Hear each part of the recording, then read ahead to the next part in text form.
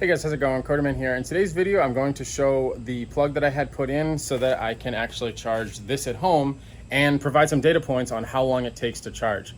So let's get into the details and kind of give you guys some idea on the charging time, maybe try to extrapolate the cost as best as possible, and kind of just provide some more insight onto living with as well as owning a Ford Lightning. All right, so here you'll see I have a NEMA 14-50R 240 volt socket put in my garage, and right now the Ford mobile charger is plugged into it.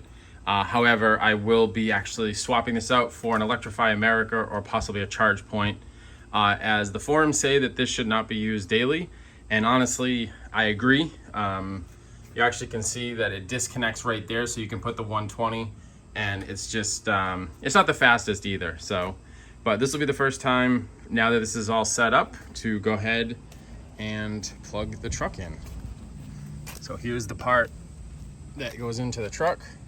It is just the, was it the J777 or 1777? I can't remember the number, but it's basically the top plug. If you use a fast charger, then you use those two bottom prongs as well. Just go ahead and plug this in. And you're not going to see anything because I don't have the breaker on, because I just got this installed. So let me go ahead and navigate through my extremely messy garage. One day this will be clean. And you'll see the sub panel that I had put in the garage here. I have a 30 for the welder, which is another industrial plug. And then I have a 40 amp for where the compressor is going to live.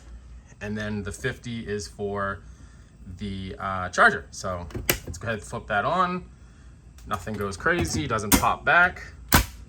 You should see the blue light on here, so that means that this is all connected and good. And then if I come up over here, you'll see the blue light here, which is kind of looks weird in the camera, but it does not look like a gel button in real life. This actually kind of gives you state of charge to some extent, so this is saying that it's a little more than half full. So that's all set up. So now I'm going to go ahead and let it charge, let it run for a little bit, and get some data on how long it takes to charge this.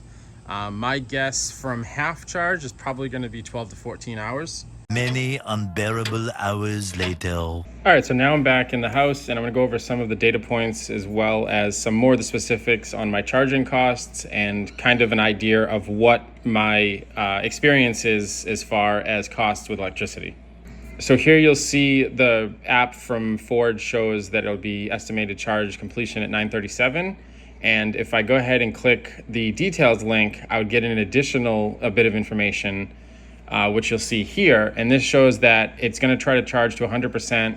It's going to basically be until 9:37, and it's currently done it for 20 minutes. It's basically telling me that it'll be about 120 miles to add to the charge. Now for our house, currently our expenses are actually pretty high considering that it's the summer, and our kilowatt hours in this area are actually really high as well. So I went ahead and created this estimate that shows the breakdown for 98 kilowatt hours of charge. It will break it down by the cost, and then you can see here at the bottom that my total cost for this charge, if I was from 0 to 98, would be roughly $31.50, which is going to be considerably less than a gas fill-up.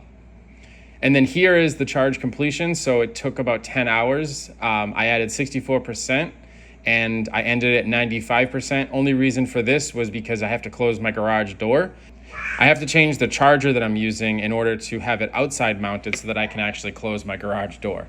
So there's the breakdown of my costs as well as about how long it took to charge the Ford Lightning. Like I said, this is using probably about 7 kilowatt hours, so definitely not the fastest charger. I'm excited to get a larger charger, hopefully in the future. And ideally I'd be able to do the Pro Power from Ford. However, that's 80 amps, which requires a 100 amp breaker. If it was on the road, I could use one of the faster chargers that will drastically cut down my charging time. So hopefully this video was helpful. I'm curious, what are your charging times? Do you currently have your Lightning? Are you waiting? Kind of just leave a comment and let me know where you are in the process. And as always, I appreciate you guys checking out these videos. Please like, comment, and subscribe, and I'll catch you in the next video.